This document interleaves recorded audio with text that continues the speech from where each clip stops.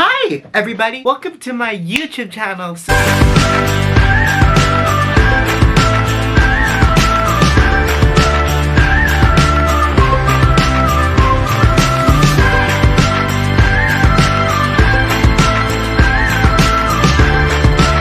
before the year ends, I feel like it's appropriate for me to do this book review. So another book session. It's been like quite a while. I don't know if I did one this. I probably did. It's been like a long time ago. So anyway, we're going to be doing another one. Sorry, this review is very late. It's because the book we're reviewing right now, it's appropriate for me to wear this Disney villain t-shirt. He's not in this t-shirt, unfortunately. So the book we're reading right now is The Never Never, A Tale of Captain Hook by Serena Valentino in the Disney Villain book series, officially, as they like to call it. So when this is the 9th villain of the book, I'll get into the 10th villain on, yeah, if you want to get through that, there's going to be chapters down below of the review. So I wasn't really interested in Captain Hook's story because I was just not really interested in the character to me personally. However, I do love Neverland in general. I also love the book series too, so I'm like, might as well like get it because you know I'm a big fan. So let's take a look and read it. And boy, it was quite a journey. There's some things I love. There's some things that I didn't like, so we're gonna get right into that. We are currently heading into characters that are still alive in the Disney villain. We start with Cruella, and then we've been getting Cruella, Lady Tremaine, and then now Captain Hook with the villains that are still alive, you know, in their respective films, you know.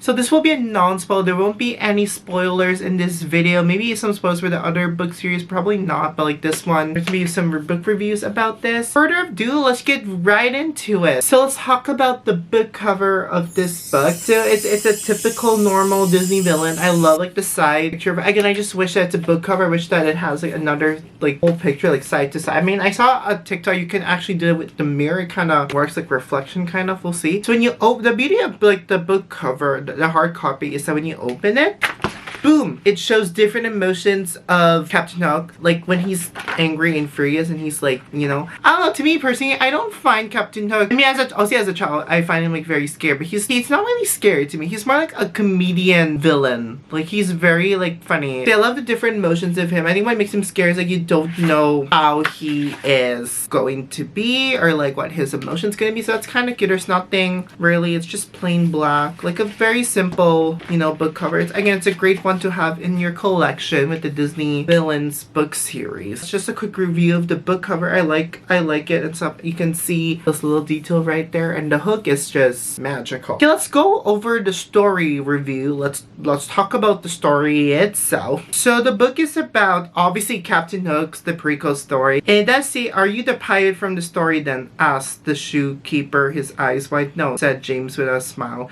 "but I am the story from my story." So this story is again about Captain Hook's backstory. Like you can get answers like how did he discover Neverland? Why is he obsessed with Neverland? Why is he obsessed with kidnapping like Tinkerbell? All those basic questions you have when you watch the original Peter Pan. Well, majority of it will all be answered in this book. So it's a backstory. What I like about this one is that it feels like a prequel story. It doesn't, I think it's the first one ever where it actually feels like a prequel before it leads into the events of the movie. So like the majority of the books are more like you kind of see what they're up to, the point of view of the villains throughout their story. I think this kind of works for Serena Valentino. She did this approach with like, let's just tell Captain Hook's like origin story. And I love the myth. It talks about the myth about Neverland, the myth of Captain Hook. So in the entire book, he's called as James. That's his name, James, in the book. His persona, the book is about how did he get Captain Hook? It's the story about, you know, James and how he got himself Captain Hook. And it's very interesting to learn more about the fairy world. In case you're wondering, how does Tinkerbell fit into the fairy? You kind of know the answer with this book, kind of. And again, it's very nice to see the Odd Sisters back in the story and how they are part of the story. Again, their story felt a little bit too quick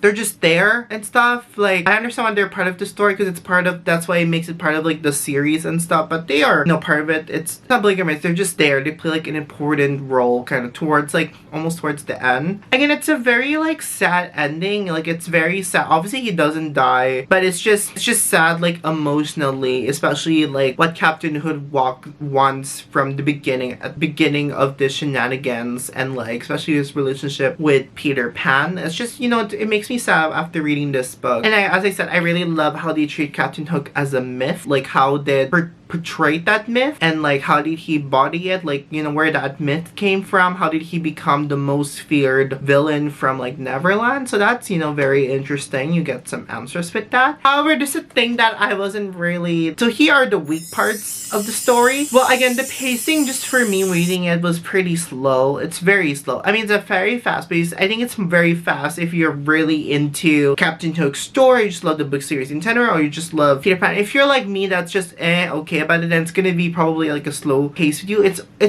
one of the shortest books. It only has like right here like 252 pages, so it's a very like quick read. If I have lots of time, I could finish this like maybe a couple of days or like 1 week, or you could just read this in one sitting. So it's a very like quick read. Also, especially the size of this book, it's a very like tiny, you know, tiny book. It's just also my interest with I'm not really interested with Captain Hook. I think my problem, okay, if you're planning to do a binge read for the entire, it's gonna be very annoying when once you read the recap of the previous book. It's very like brief, but I understand like it might be like so annoying with like the recap of like the other villains from the previous book and stuff. It's, you know, I mean, it's kind of nice. I haven't read like, for example, Lady Tremaine in a while since I got it, but like it's just annoying with the little recap. Again, it's a very short book. It's a very short book to the point where like I want to see what it's like when the Darlings came into Neverland. Like, I want to see more. Again, it's a prequel story. It doesn't showcase, like, again, it's a prequel story. If you know what a prequel story, it's not, they're not going to tackle on with the movie, which is a very like interesting approach. But again, it's just very short. And but again, I think the story is, again, it's about the myth of Captain Hook. So there's that. And after reading this, they kept on teasing about this fairy tale book thingy.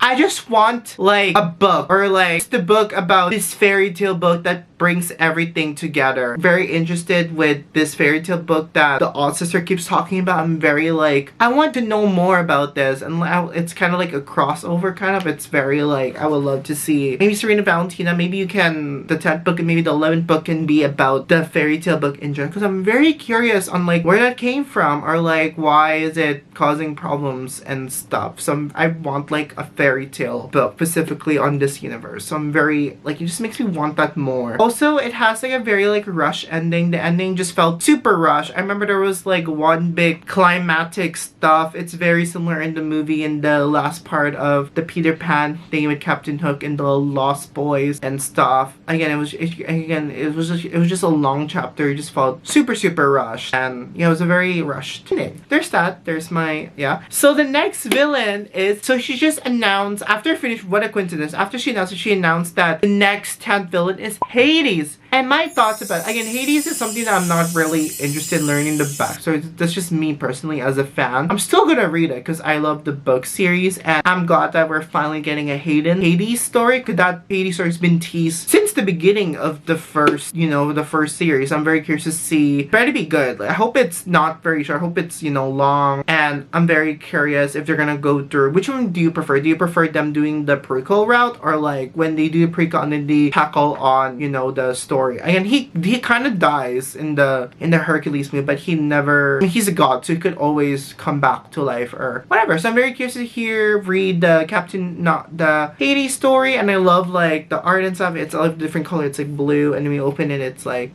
orange and stuff. So I'm very curious. That's gonna come out next summer around July, as the majority of the books do come in. That's my quick thoughts about Hades. So like, once again, long story short, I'm very mixed. I'm very like mixed about this, but there's things I like, there's some things I didn't like. This is honestly not really like my personal favorite from the book series. This is more like mid. I would put this book in the middle. It's like, however, again, it's a great book to have on your her collection if you love reading Disney books, if you love the series, or you love Peter Pan and John, this is a great book to have. And if you're not interested in Captain Hook like me, you can always, you know, like skip it and stuff. Unfortunately, can you read it standalone? Unfortunately, you cannot read this like standalone. Like you have to like read the other books for you to understand. So if you want to read this, I would suggest reading the Odd Sisters book, and then you can go into this one and stuff. And yeah, if you're not really sure if you love the series, I would suggest reading the Cruella book. Cruella's like standalone on its own, even though it's separate, but then you can go into this. So that is my quick review of the Captain Hook Never Ever A Tale of the Captain Hook.